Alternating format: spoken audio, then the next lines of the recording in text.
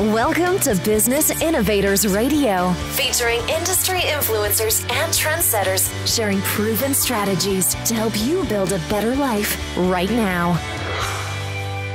Folks, this is Philip Longboy. Welcome to the show.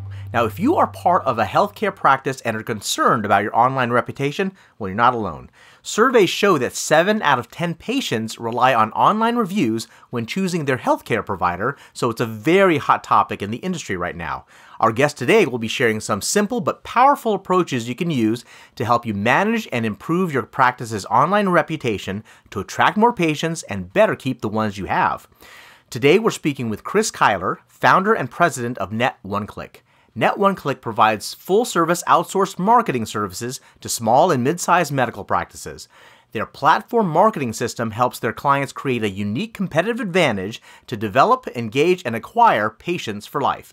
I'm very excited to share this conversation with you. Let's jump right in with Kris Kiler. Kris, how would you describe what you and Net1Click do for your clients? We make it easier for patients to understand and engage the medical practices that we work for. We work with them to build the tools that their patients can use to refer them to their friends and family and position them as a leader in their market. Well, as far as like those referrals, one of the things and a very big topic these days is online reputation. Now, this is not just for restaurants or where you're going to eat on a Friday night, right? But it's very pervasive across the board, and I'm sure you found this with the healthcare practices that you've worked with. Tell us a bit about what that's like.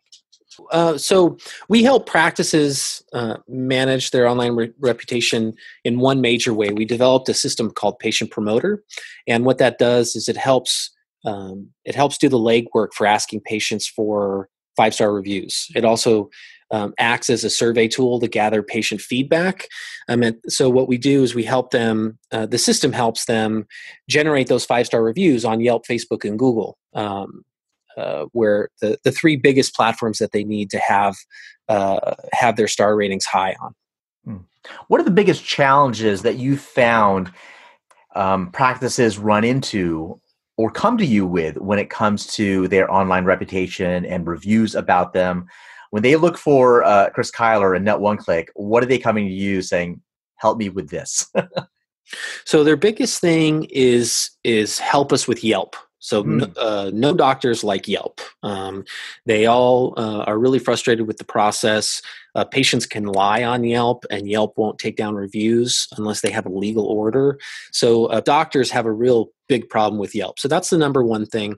And also, how do we ask patients for reviews, right? So how do we know whether a patient has had a good experience so that we can have a reliable source of someone who can go and leave a 5-star review? So we built a system in Patient Promoter that does that and segments out those patients so that we can figure out who will leave a review and who won't. So let's talk about that a little bit. You mentioned, very specifically that doctors hate Yelp. Yeah. Now, is it primarily because they don't have any recourse, or is it? Are there situations where Yelp can be helpful for their practices? Yeah, so doctors recognize the value in having a high 5-star review. Most of the doctors that we talk with, they don't want that to be the indicator of their performance as a physician. So mostly because they don't know how to ask patients for reviews, and they're not comfortable with it. So they think that they have to go up to a patient and say, "Hey, will you go leave me a review?" And the case, our tool does that for them. So there's just a lot of issues around the tool itself and having a community decide whether or not you're a competent doctor, which a lot of doctors are really frustrated with because mostly they have the patients who have had a negative experience go on there and leave a review. So, and they can't control for that. And then it's really just an ego. When you go to your practice's profile and you have a 2-star review and you feel like you're serving patients, it doesn't feel good. So yeah, all around, and not saying that any of that's bad, because we all have our ego invested into our profession.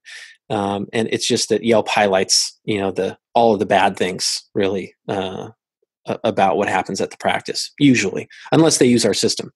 I mean, typically when people are going to say something bad, like, say I go to a movie and it's horrible, right? If it's especially bad, then I'm going to talk about it. It's the same kind of thing here. I mean, it's good that Yelp has that outlet for the bad, but then ultimately, you want to balance that out, right? It's if you have a 2-star review and you feel, hey, this is not representative of what we see in our practice on a day-to-day basis, I'm sure it can be very frustrating. Yeah, just as Rotten Tomato, the website can ruin a movie if it has a low rating. It's no different with a medical practice or any other business that's on Yelp. If you have a 2-star rating, the research shows that only 13% of the people will even consider going to your business. So, in order to counteract and try to give potential patients a more accurate representation of what goes on and the type of service they provide, is it just a matter, like you said, of just getting into the habit of asking their patients as they come in, as they leave, to leave a review on Yelp or any other site for that matter? I mean, if they did that, is that all they need to do, and their problems are gone?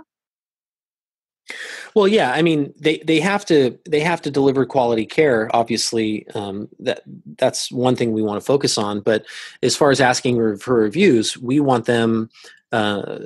We don't want them to be approaching patients, mostly because that's a conversation you don't want to have when someone's in the medical office.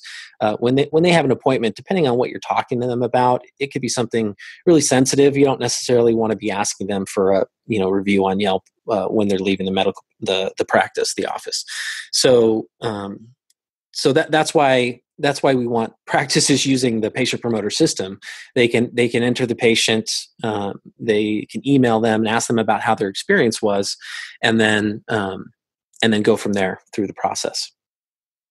So you have a specific approach that you use, though, and believe this is just one aspect. Is that right? I mean, because you talk about your system helping out on the review side of things, but are there other things that practices need to keep in mind to kind of make sure that they're kind of the obvious choice for any prospective patients? Yeah. So what we say is there's 3 critical things that every medical practice needs to focus on in order to get and keep patients. The 3 things are search, social, and then there's stars. So the search would be Google. So 8 out of 10 people start their search for a healthcare provider on Google or on a search engine. So if you're not showing up in Google, whether it's your local business page with your address and your phone number, or it's your website, if you're not showing up on the first page, it's not likely patients are even going to consider you as an option. Then the social aspect, the data has shown that patients want medical practices to be sharing information on social media.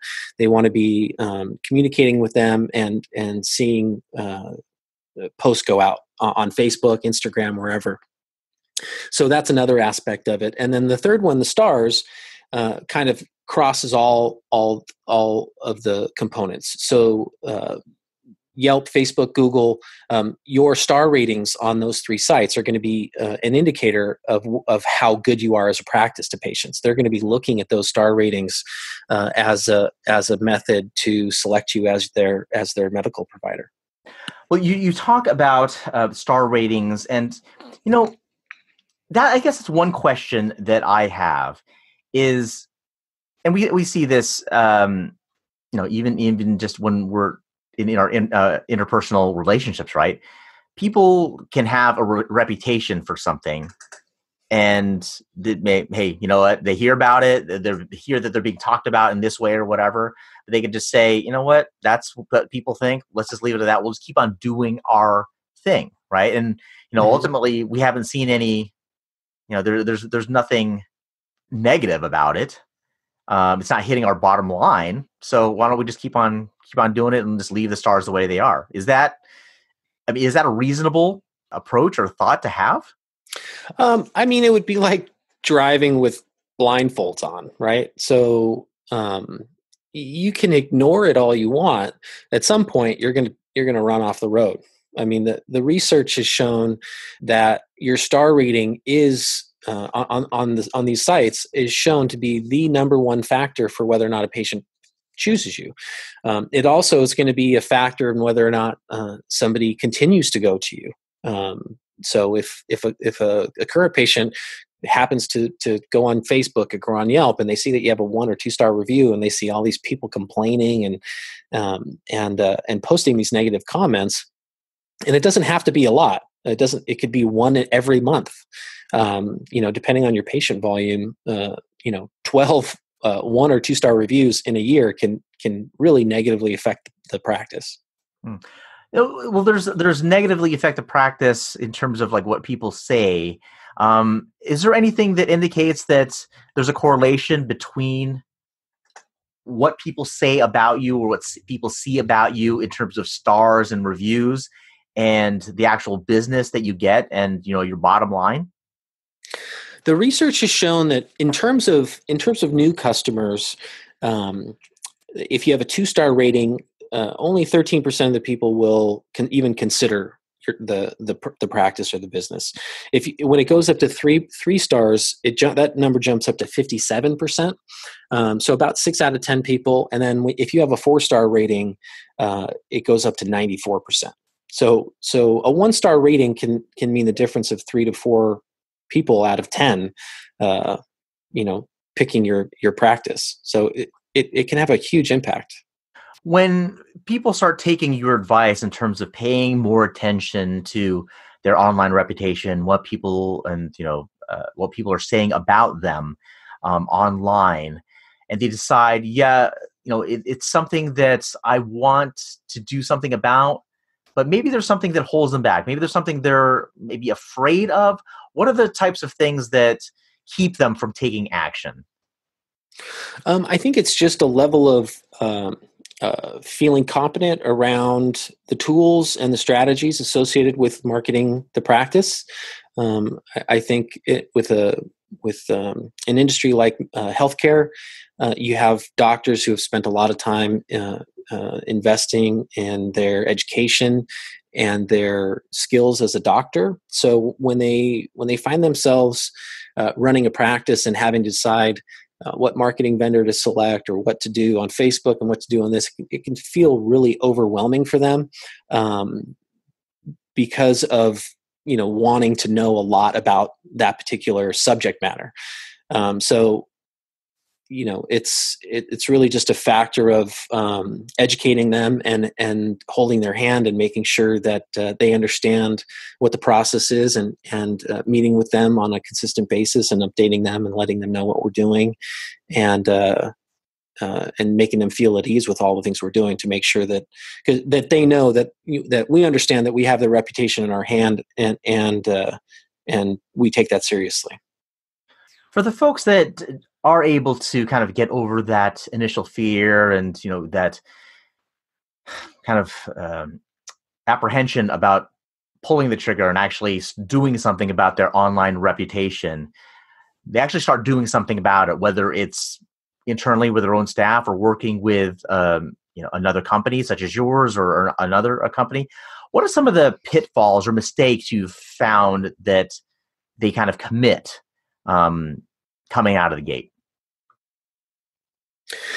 So I think there's I would say probably 3 things. So the first one is not paying attention to the content that they're developing. So too many practices develop their website or they buy a standard website and they think they're done after the pages with the doctors are up and the address page, and they have a page with a few of the services. The thing about search and Google is that Google rewards websites with unique and ongoing content. So paying attention to things like building your blog and adding video and things like that are really going to help your long-term search engine optimization, which doesn't have an immediate impact, but it's a key factor in being competitive over the long term. Another thing is on Facebook, and the social side of things is really focusing on followers. How many followers do we have, or how many times we post in a week? So quantity versus quality. Facebook, if you understand Facebook and you know how to use their system, you don't have to post every day, or you don't have to have unlimited, 5,000 followers from all over the country to look good. The goal is to focus on your local market and get followers that actually are real and make sense, and post real and relevant information for them, and not posting 3-4 times a day. I see a lot of that happening. And then also thinking that if they get a few 5-star reviews, that they're done. So practices that, if they get up to 4 stars and they spend a couple months generating some reviews and they bump up their star rating, they think, oh, I'm done. I got to 4 stars and we're finished. But it's really it's a long-term game, and you have to think over the long term and think strategically about all 3 of those things. So it really comes to what you were saying earlier, that it's not about just reviews and Yelp and Health Grades or any of those other sites.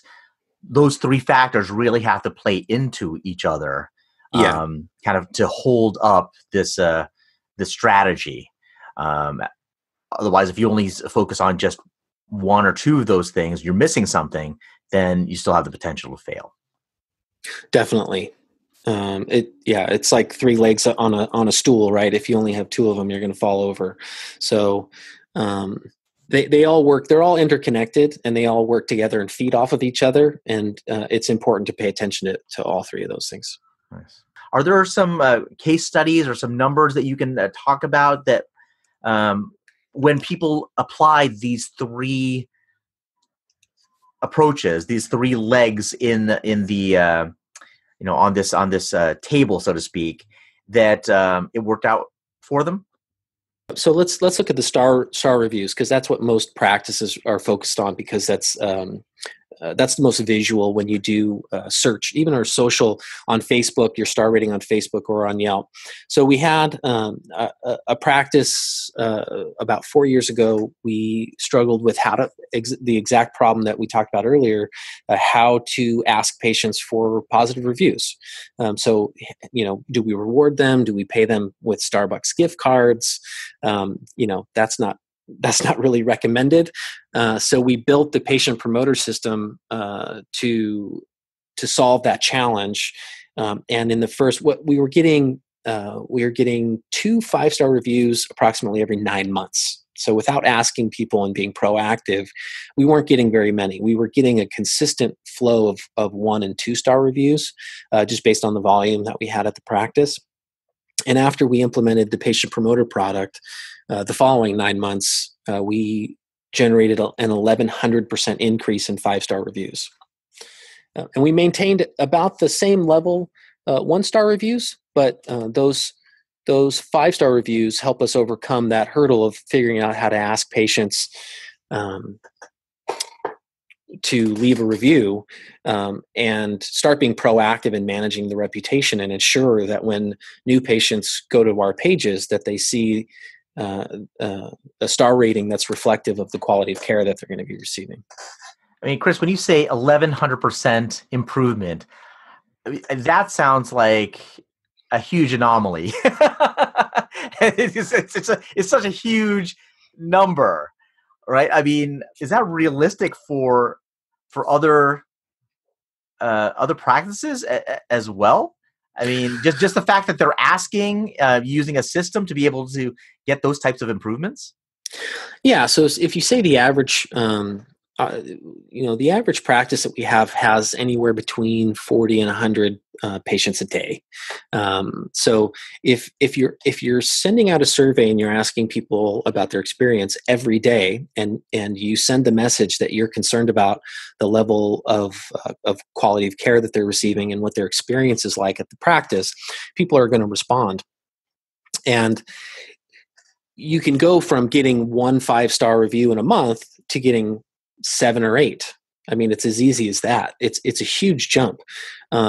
Just asking every patient how their experience was and whether or not they would be willing, if they're interested in referring you to a friend or family, can have a big impact on your star ratings. And it has all of our customers have a very consistent and solid flow of 5-star reviews every month. It's interesting that you said earlier as well, though, that even for this one practice that you were working with, that the number of negative reviews or like the 1-star reviews, that quantity of that didn't change. That was still consistent. But the thing that really made the difference was that now you're giving people an easy way to share their positive reviews, right? So it wasn't so much like silencing the negative ones, where I think, sometimes that could be, I'm sure that's something that comes into their mind as well. It's like, oh gosh, let's make these negative reviews, make these people that are speaking poorly about us, why don't we focus on them and make them happy? But that's different than what you're talking about. It's like, hey, they're going to say what they're going to say. Now let's just focus on getting more positive reviews instead. Is that accurate? Yeah, definitely. That's there's also a lot of research that shows that people are 10 times more likely to go leave a negative review as opposed to a positive review. So people who are irked for whatever reason, it could be the parking, it could be because they were late and they're frustrated with their own life experience, issues. It doesn't necessarily have to be about the practice, but if they have a negative experience, they're just more likely to go leave a review than people who are happy. People who are happy don't ever think about it, right?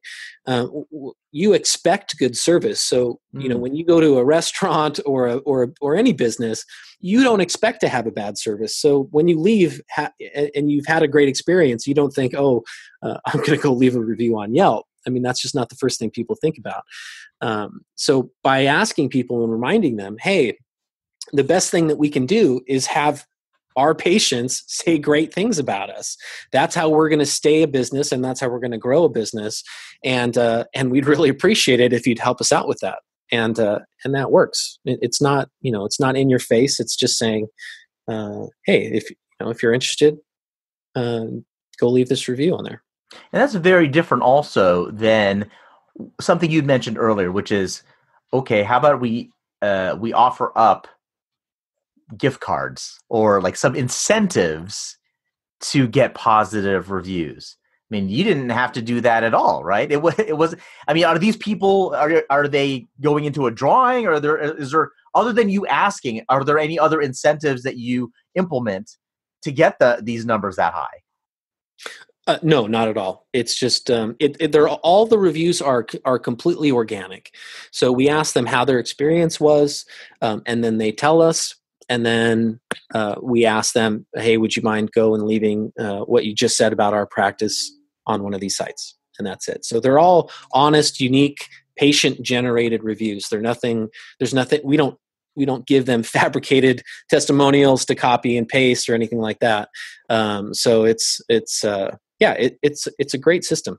For yourself, how did you get into this? I mean, this is a very niched, a very specific thing that you are doing here, particularly working with healthcare practices to improve, as we said already, not only their star reviews online, but also in just improving some of those other two things that you mentioned, as far as their social presence and people finding them on search engines.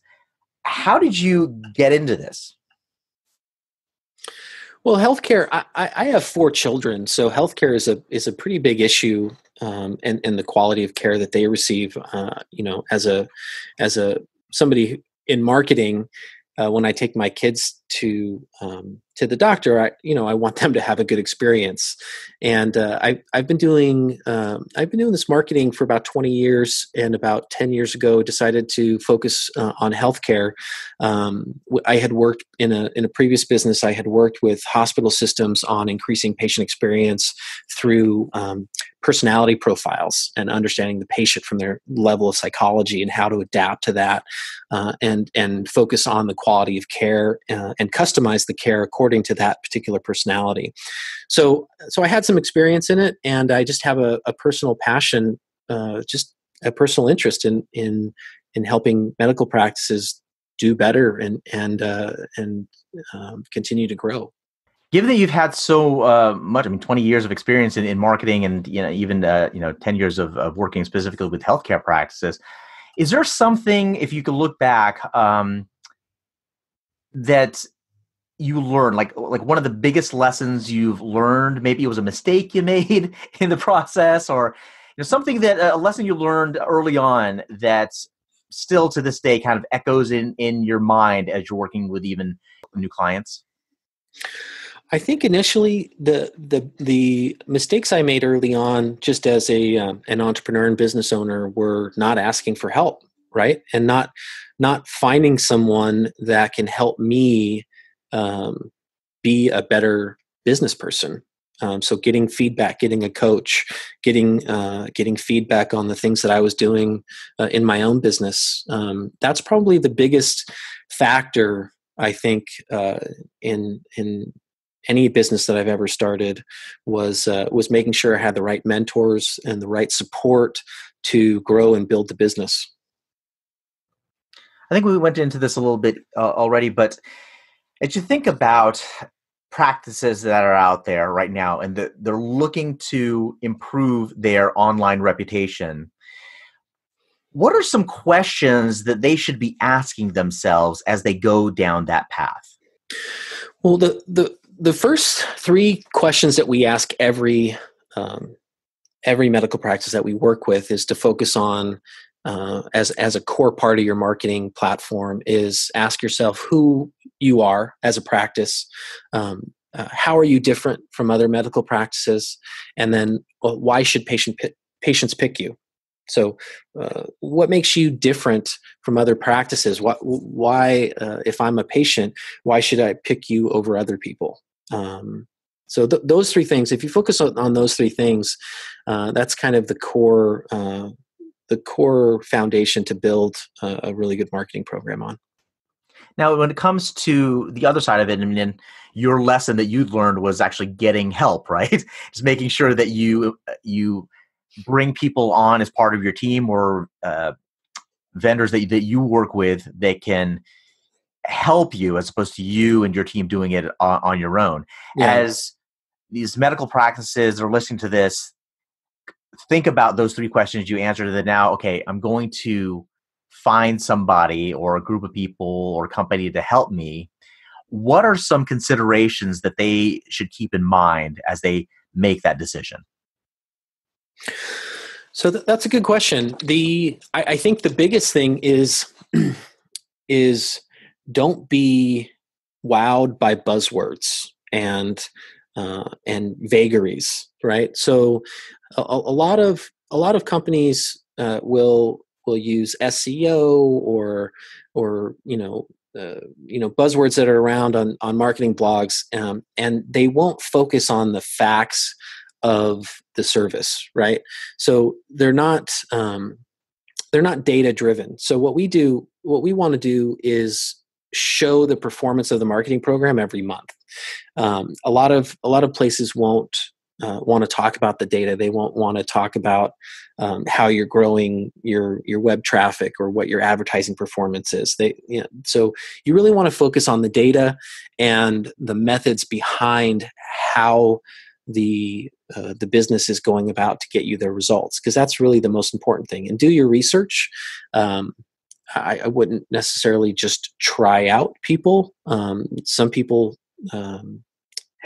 have no experience. They have great salespeople, but their delivery is poor. So I would recommend doing your research and trying to get someone who focuses on performance-based marketing as opposed to just posting 25 times on Facebook or just getting a really simple website up.